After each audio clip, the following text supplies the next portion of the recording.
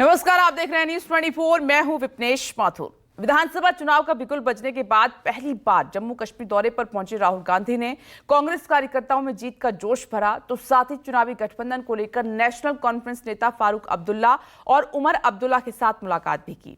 कांग्रेसियों को संबोधित करते हुए राहुल गांधी ने कहा कि जम्मू कश्मीर के साथ उनका खून का रिश्ता है। जम्मू और कश्मीर के लोगों के दिल के दर्द को मिटाना ही उनका लक्ष्य है। लोकसभा चुनाव के जनादेश का जिक्र करते हुए राहुल गांधी ने यह भी दावा किया कि कांग्रेस और इंडिया गठबंधन ने पीएम मोदी के सेल्फ कॉन्फिडेंस को तोड़ दिया है। चुनाव में नरेंद्र मोदी जी की कॉन्फिडेंस को इंडिया गठबंधन ने खत्म कर दिया। आपने देखा होगा जो पहले नरेंद्र मोदी जी छाती फैला के आते थे,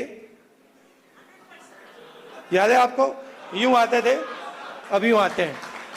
कांग्रेस पार्टी की विचारधारा ने, इंडिया गठबंधन की विचारधारा ने, मोहब्बत ने, एकता ने, रिस्पेक्ट ने, उनकी कॉन्फिडेंस को मैं आपको स्टेज से खुल के बता रहा हूं, उनकी सेल्फ कॉन्फिडेंस को, उनकी साइकोलॉजी को हमने तोड़ दिया है। चुनाव से पहले प्रधानमंत्री यूं भाषण देते थे, देखा आपने?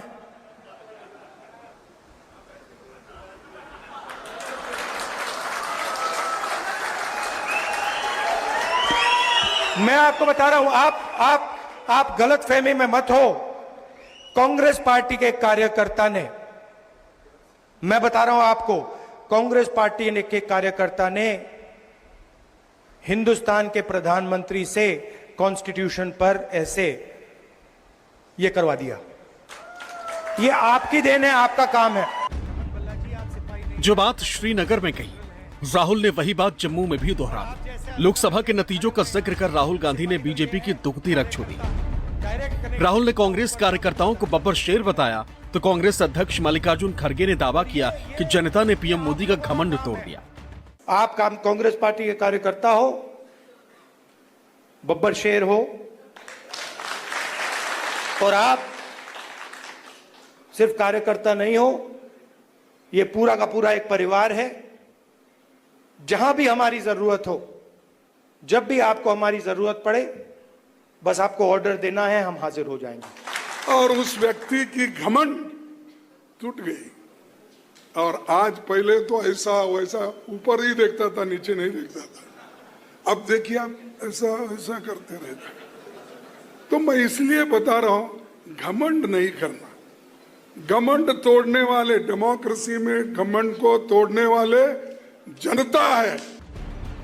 श्रीनगर में कांग्रेसियों से रूबरू राहुल गांधी ने जम्मू कश्मीर के साथ खून के रिश्ते की दुहाई दी, तो खड़गे ने मणिपुर नहीं जाने को लेकर पीएम मोदी को डरपोक कह दिया। मैं जम्मू और कश्मीर के लोगों से मोहब्बत करता हूं। ये बहुत पुराना रिश्ता है, खून का रिश्ता है। हिंदुस्तान की हिस्ट्री में आजादी के बाद बहुत सारी बार यूनियन टेरिटरीज को स्टेट में बदला गया है, मगर एक ही उदाहरण है जब स्टेटहुड छीनकर यूनियन टेरिटरी बनाई गई है।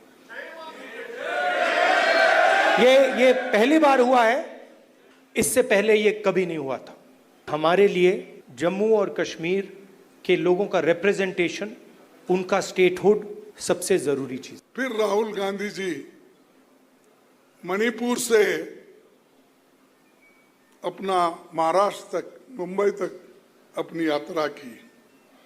जिस मणिपुर में वो खुद गए, हिंदुस्तान में एक ही व्यक्ति है जो मणिपुर विजिट करके वहां के महिलाओं का, वहां के बच्चों का, वहां के लोगों का, वो जो लोग घर बार सब जिनका लुट गया था, जल गए थे, उनको अगर कोई मिला, वो राहुल गांधी जी ने मिला। और वो सर्वे ये कहता है, सबसे ज्यादा अगर किस पार्टी के तरफ रुझान है तो वो कांग्रेस के तरफ। कौन पॉपुलर लीडर इस जम्मू एंड कश्मीर में है, वो राहुल गांधी जी है। राहुल गांधी ने जम्मू कश्मीर के राज्य का दर्जा खत्म किए जाने को केंद्र सरकार की ज्यादती बताया, तो लगे हाथ नफरत के बाजार में मोहब्बत की दुकान का तराना भी सुना दिया। अलग अलग स्टेट्स में अलग अलग स्टेट्स में चुनाव हो रहे हैं। जैसे ही हमें पता लगा कि चुनाव होने वाले हैं तो खारगे जी और मैं मिले और हमने तय किया, दोनों ने तय किया कि हमें सबसे पहले यहाँ जम्मू और कश्मीर आना चाहिए, क्योंकि हम जम्मू और कश्मीर के लोगों को और हिंदुस्तान के हर स्टेट के लोगों को मैसेज देना चाहते हैं कि हमारे लिए जम्मू और कश्मीर के लोगों का रिप्रेजेंटेशन, उनका स्टेटहुड सबसे जरूरी चीज है। जम्मू और कश्मीर के लोगों से, युवाओं से मैं कहना चाहता हूं, नफरत के बाजार में मोहब्बत की दुकान खोलनी है। मंजिल बहुत दूर है, रास्ता बड़ा कठिन है, फिर भी हमें पहुंचना है। दिल मिले या न मिले, कम से कम हाथ मिला के तो चलना है। श्रीनगर में कांग्रेस कार्यकर्ताओं में जोश भरने के बाद राहुल गांधी ने खरगे के साथ नेशनल कॉन्फ्रेंस अध्यक्ष फारूक अब्दुल्ला और उपाध्यक्ष उमर अब्दुल्ला से मुलाकात की। कांग्रेस और नेशनल कॉन्फ्रेंस के बीच चुनावी गठबंधन पर बात की। मीडिया से रूबरू हुए मल्लिकार्जुन खड़गे ने हालांकि नेशनल कॉन्फ्रेंस के साथ गठबंधन पर मुहर तो नहीं लगाई, लेकिन इतना जरूर कह दिया कि जैसे लोकसभा चुनाव में इंडिया गठबंधन ने बीजेपी को बहुमत के नीचे रोक दिया, जम्मू कश्मीर विधानसभा चुनाव में भी वैसा ही होगा। और जो गठबंधन भी होगा तो कैसा होगा, उसके लिए भी हमारे जो लोकल लीडर्स हैं वो जो सलाह देंगे उस पर हम काम कर रहे हैं। राहुल जी इंटरेस्टेड है कि जम्मू कश्मीर में हम सभी एक होके लड़े, कि इंडिया गठबंधन एक डिक्टेटर को सत्ता में संपूर्ण बहुमत से आने में रोका। यही बहुत बड़ी कामयाबी इंडिया गठबंधन की है। और यहाँ तक जो वायदे जम्मू कश्मीर के लिए उन्होंने इलेक्शन से पहले किए थे, वो एक वायदे भी उन्होंने पूरे नहीं किए। श्रीनगर के बाद राहुल गांधी ने जम्मू में भी कांग्रेसियों से सीधा संवाद किया। साइकोलॉजिकल टेंशन का जिक्र कर राहुल गांधी ने एक बार फिर पीएम मोदी को निशाना बनाया और कांग्रेस कार्यकर्ताओं का जोश हाई कर दिया। मतलब कांग्रेस के कार्यकर्ता ने उनको इतना साइकोलॉजिकल टेंशन दिया कि उनकी साइकोलॉजी कोलैप्स कर गई। जब आपकी विचारधारा पर आक्रमण हो रहा था तो आप लोग कांग्रेस पार्टी का झंडा लिए घूम रहे थे। यह सच्चाई है। बहुत सारे लोग झंडा फेंक कर भाग गए। आप नहीं गए, आप खड़े रहे। आपने लाठी खाई, गोली खाई, गाली खाई, मगर आप 1 इंच पीछे नहीं हटे। इसलिए मैं आपको कांग्रेस पार्टी के बब्बर शेर कहता हूं। यहाँ का सरकार निकाले, यहाँ की आज नुमाइंदगी नहीं है, ना राज्यसभा, ना पार्लियामेंट, ना असेंबली, ना काउंसिल, ना जिला पंचायत, ना म्युनिसिपैलिटी में है। किसने किया ये सब? अरे खुद जम्मू कश्मीर का सत्यानाश करके। लेकिन आपने अच्छा सबक सिखाया तो उनकी हवा उतरी ये हमारे 2024 के चुनाव में। जम्मू के कांग्रेसियों से रूबरू राहुल गांधी ने लेटरल एंट्री के जिक्र के जरिए ये भी दावा कर दिया कि कांग्रेस बीजेपी के हर चाल पर चौकन्नी है और ये लोग जहां कहीं भी गलत करने की कोशिश करेंगे, कांग्रेसी उनका रास्ता रोक देंगे। जहां भी आप नोटिस कीजिए, चुनाव के बाद जहां भी ये कोई बदमाशी करने की कोशिश करते हैं, जहां भी बदमाशी करने की कोशिश करते हैं, हम उनको वहां सामने खड़े मिलते हैं। ये लैटरल एंट्री का किया ना इन्होंने, अदानी जी की मदद करने की कोशिश की ना, वहां पे हम खड़े हो गए, उसको कैंसिल कर दिया। तो हम इनको छोड़ने वाले नहीं हैं। अगर इन्होंने थोड़ी सी भी बदमाशी की, कांग्रेस पार्टी के सारे कार्यकर्ता इनके सामने खड़े दिखाई देंगे और जो बिल, गलत बिल ये पास करने की कोशिश करेंगे, उस बिल को हम रद्द करवा देंगे। हम ऑपोजिशन में बैठे हैं, मगर सरकार को कांग्रेस पार्टी का कार्यकर्ता चलाएगा। प्राइम मिनिस्टर है मोदी, पाप बेचारा अपने आप को खुद बोलता है चाय वाला। मैं नहीं बोला, आप तो सुने होंगे ना, मैं चाय वाले का बेटा हूं, मैं फलाना हूं, मेरा बाप ऐसा था, मेरी माँ ऐसी थी, फला, ये कहानी सब उन्होंने ही बताया। अब मैं बोला तुम तो चाय बेचने वाले हो, मैं तो एक वर्कर का बेटा हूं, मजदूर का बेटा हूं, तुमसे भी अच्छा काम कर सकता हूं। और चाय बेचने वाला आदमी ये भूल गया कि इस देश में गरीब रहते हैं, इस देश में उन लोगों को एक दिन का खाना भी नहीं मिलता। जम्मू कश्मीर में अगले महीने होने जा रहे चुनाव को लेकर कांग्रेस फारूक अब्दुल्ला की पार्टी नेशनल कॉन्फ्रेंस के साथ गठबंधन की संभावनाएं तलाश रही। सूत्रों के मुताबिक कांग्रेस कश्मीर घाटी में नेशनल कॉन्फ्रेंस से 12 सीटों की मांग कर रही, जबकि जम्मू में कांग्रेस ने उतनी ही सीटें नेशनल कॉन्फ्रेंस को देने की पेशकश की। सूत्रों के मुताबिक घाटी में नेशनल कॉन्फ्रेंस को कांग्रेस की डिमांड ज्यादा लग रही, लेकिन माना यही जा रहा है कि कुछ सीटों के इधर उधर के बावजूद नेशनल कॉन्फ्रेंस और कांग्रेस का गठबंधन हो जाएगा। हालांकि राहुल गांधी के जम्मू कश्मीर दौरे को लेकर बीजेपी कांग्रेस को निशाना बना रही, लेकिन कांग्रेसियों का दावा है कि बीजेपी के बुरे दिन शुरू हो चुके हैं। राहुल गांधी जी के अंदर में सोच है वहां के लोगों को भड़काना और फिर से ये कहना उनके अंदर है कि हम 370 लाएंगे, लेकिन देश इसे स्वीकार नहीं करेगा। सर, गठबंधन हुआ है, क्या कहेंगे गठबंधन को लेकर?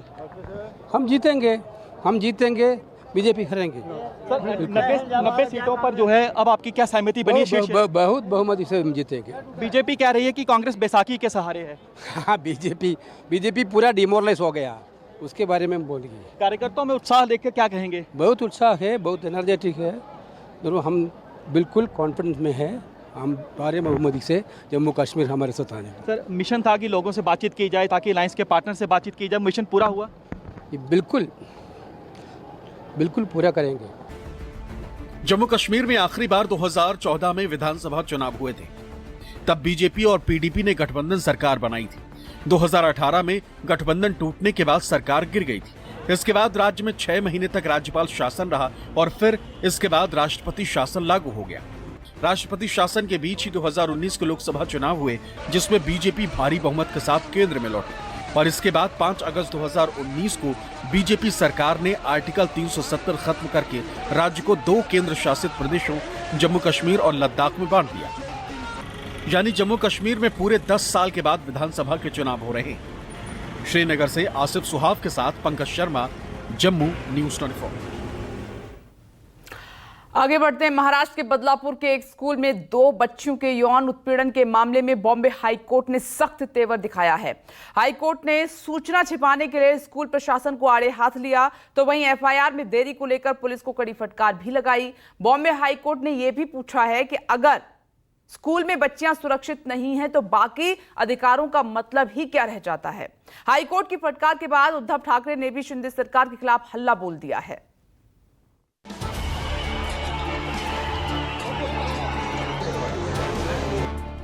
बदलापुर में 2 स्कूली बच्चियों के साथ यौन उत्पीड़न की वारदात पर बॉम्बे हाईकोर्ट का भी गुस्सा फूट पड़ा। हाईकोर्ट ने मासूम बच्चियों के साथ हुई इस घिनौनी घटना को बेहद चौंकाने वाला बताया, तो लगे हाथ ये भी कह दिया कि लड़कियों की सुरक्षा से कोई समझौता नहीं किया जा सकता। जस्टिस रेवती मोहिती डेरे और जस्टिस पृथ्वीराज चौहान की खंडपीठ ने स्कूल प्रशासन को चेतावनी देने के साथ ही पुलिस को भी फटकार लगाई। हाईकोर्ट ने कहा कि बदलापुर पुलिस ने आज तक दूसरे विक्टिम का कोई भी स्टेटमेंट नहीं लिया है। जब हाईकोर्ट ने इस मामले का स्वतः संज्ञान लिया तो जल्दी में आधी रात को दूसरे विक्टिम के पिता का स्टेटमेंट दर्ज किया गया। अगर स्कूल एक सुरक्षित जगह नहीं है तो शिक्षा और अन्य सभी चीजों के अधिकार की बात करने का क्या मतलब है। यहां तक कि 4 साल की लड़कियों को भी नहीं बख्शा जा रहा है। ये कैसी स्थिति है? ये बेहद चौंकाने वाली बात है। स्कूल प्रशासन की घटना की जानकारी होने के बावजूद रिपोर्ट नहीं करने पर कार्रवाई की जानी चाहिए। यह अब आम बात हो गई। जब तक तीव्र विरोध ना हो, मशीनरी काम नहीं करती। क्या आप ये कहना चाहते हैं कि जब तक लोग सड़कों पर नहीं उतरेंगे, जांच गंभीरता से नहीं होगी? ये क्या है? 13 का इंसिडेंट, 16 को एफआईआर और स्टेटमेंट 22 तारीख को रिकॉर्ड हो रहा है। ये क्या चल रहा है?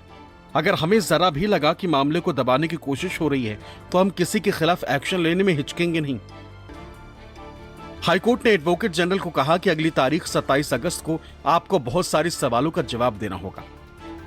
ठाणे के बदलापुर में 4 साल की 2 बच्चियों के यौन उत्पीड़न के मामले में बॉम्बे हाईकोर्ट ने स्वतः संज्ञान लेते हुए इस मामले की सुनवाई की। बॉम्बे हाईकोर्ट ने सुनवाई के दौरान पुलिस को जमकर फटकार लगाई और पूछा कि मामला 13 अगस्त का है तो एफआईआर 16 अगस्त को दर्ज हुआ और पीड़िता के परिवार का बयान आज यानी 22 अगस्त को क्यों दर्ज किया जा रहा है? इस मामले में एसआईटी का गठन देर से क्यों हुआ? क्या जब तक लोग सड़क पर नहीं उतरेंगे, आंदोलन नहीं करेंगे, तब तक प्रशासन ठीक से अपना काम नहीं करेगा? अगर स्कूल में बच्चियां सुरक्षित नहीं रहेंगी, तब सबके लिए शिक्षा की बात करना बेईमानी होगा। इतना ही नहीं, कोर्ट ने पुलिस से पूछा कि जब स्कूल ने लापरवाही बरती, पुलिस को इस मामले में नहीं बताया, तब पॉस्को एक्ट के तहत स्कूल पर कार्रवाई की जा सकती थी। क्या आपने स्कूल पर कार्रवाई की?